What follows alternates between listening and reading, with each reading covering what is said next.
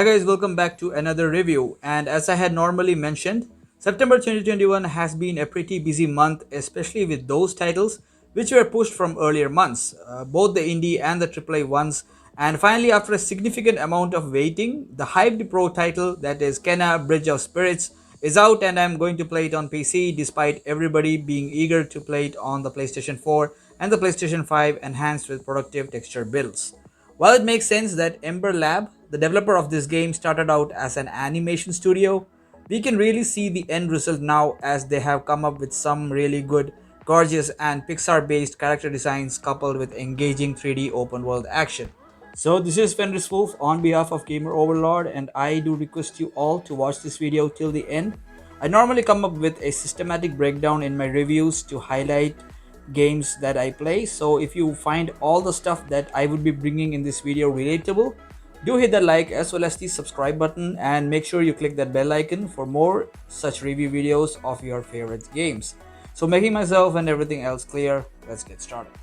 So once again, as to make my peers aware, especially when they are playing in PC, Kena Bridge of Spirits, being a pro indie title, doesn't need much of highly activated specs to run this. But I do want to mention that the standards are quite high, as it is definitely needs a DDR4 8GB RAM with at least a 3rd generation i3 processor or an AMD Bulldozer FX 6100 to barely run the game at low settings, coupled with at least an NVIDIA GTX 650 or an equivalent supporting Pixel Shader 5.0.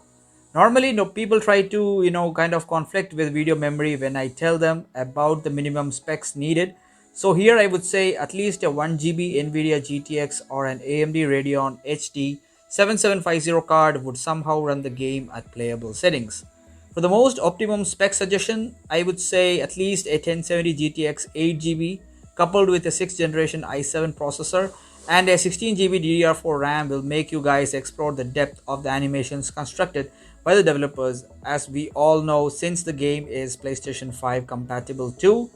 To match with that, I would suggest you guys to have at least a RTX 3090 card with ray tracing enabled to witness the breathtaking visuals and animations that the game provides. Now proceeding towards the campaign, I honestly don't have a very suitable introduction to give because it's altogether a new game connecting spirits, shrines and all that stuff, and especially in the animation format. So Kena is basically a spirit guide who is a protagonist of the game who kind of helps spirits who are unable to move on to the next life because of guilt, revenge, or other unearthly emotions. And Kena's job is to search the land of its sacred mountain, especially for the shrine which are guiding these troubled spirits to attain their afterlife. While this may sound as a horror game narration, but the game completely doesn't have those elements because first, Kena is very likable character, especially as a guide. Second, because the character designs aren't spooky enough to scare you, and third, is because the game's mechanics make you treat this as an action adventure game rather than a spirit horror game.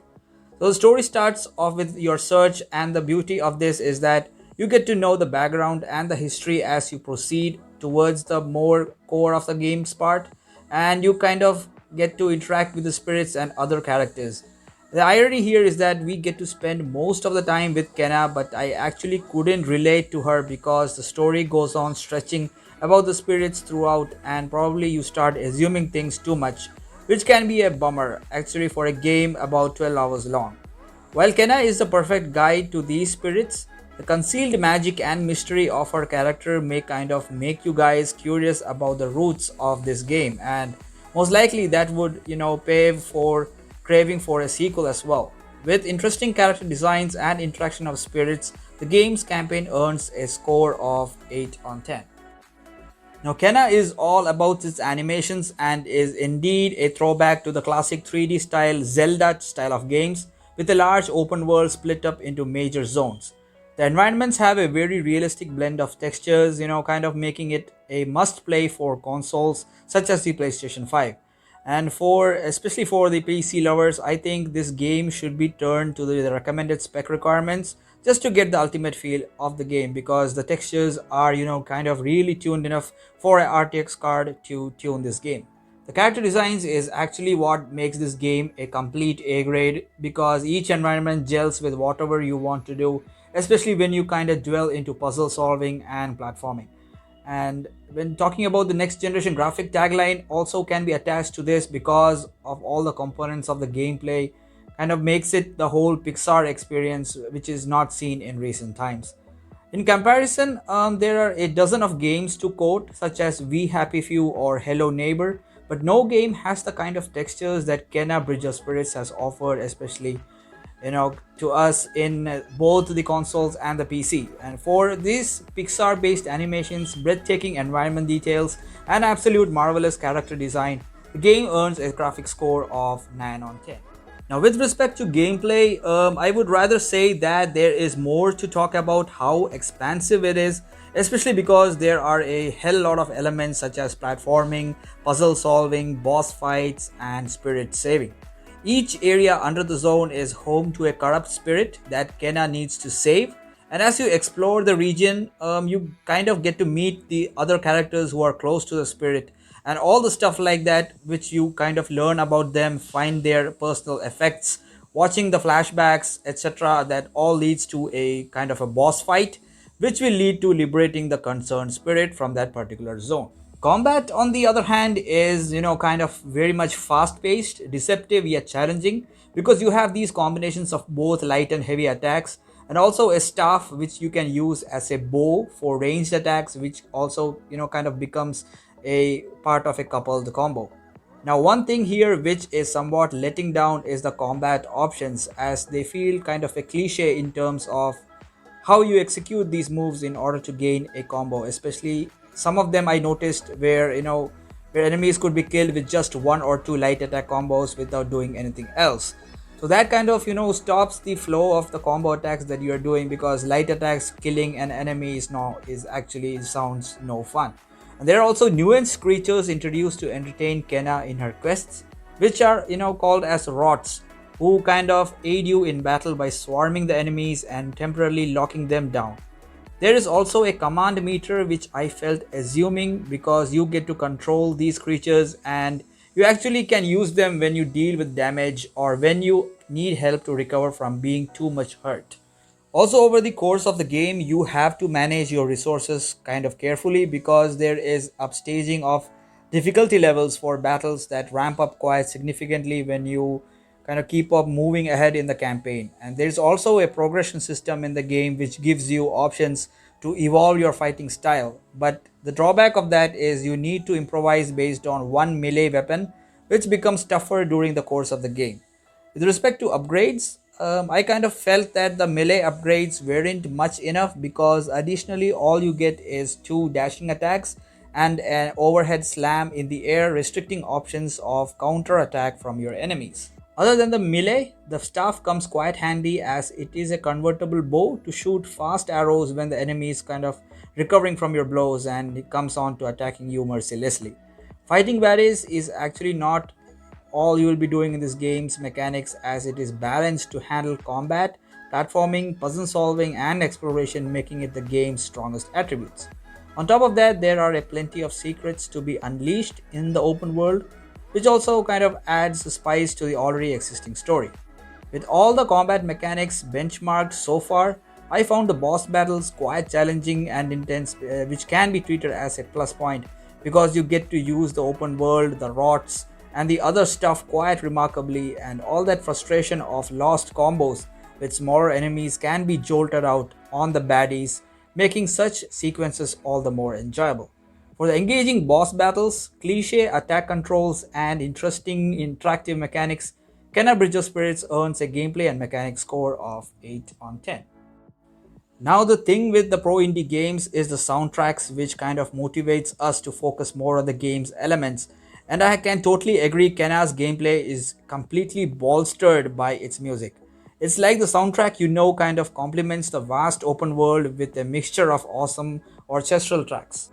And especially during the combat sequences, I feel the music truly comes out to shine, and you kind of feel like having a real rapport with Kenna when you jump around kicking asses, especially off the big bosses. The music sync is also genuinely aligned with the green hills, which kind of highlights the beauty of the game, and it makes you feel to relax rather than being on the hunt all along. Also, the 3D sounds of the environment feel quite real, making you more curious in exploring stuff throughout the area, getting clues, and helping you in the campaign. For the brilliant music soundtracks, near perfect sync environment audio, and brilliant voice acting, the game's sound earns a score of 9 on 10. Now, coming to the final parameter, that is the thrill quotient, I would like to add on some points regarding how we have to perceive this game, and many would just feel neutralized by the game's cliche mechanics, which is not at all a bad thing, but because of Kenna's character being that bubbly and her relationship with her minions is, splendid, especially the animations also and the sound quality can make this game all the more engaging, keeping in mind that the campaign is adjustable and of comparatively shorter length. Altogether, there is different playstyles for pro indie games such as this, and I would usually recommend you to play this in breaks as the exploration by far can become tedious at times and distracts you from engaging quests that you get in a particular spirit zones. And for the thrill seekers who are focusing on combat, I would duly recommend you guys not to take it lightly when you are progressing the game as the difficulty level is not constant, and for the sake of the increasing challenge you tend to exert more on the puzzles, which will definitely frustrate you. So the ideal thing to do in such a scenario would be to focus on the spirit zones, interact as per your capacity, and upskill your upgrades whenever you have defeated the bosses to make the game a bit more simpler and more interesting.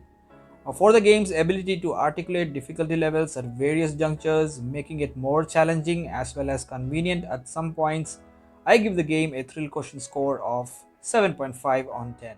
Overall, with the final verdict, I think Kenna Bridge of Spirits can be collectively called a visual treat, irrespective of you playing it on either the PlayStation 4 or the PlayStation 5 or the PC.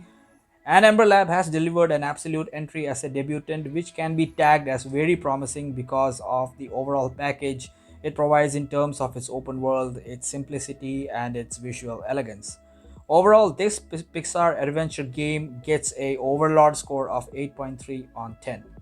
So that's it from the review, guys. If you felt whatever points that I had made in this review relatable when you play the game, do drop a like, and also do follow our Discord server for short updates that we won't be coming in our videos. Also do follow our Instagram and Twitter handles for more regular news, updates, reviews, and other stuff that we'll be bringing frequently. See you guys in the next review.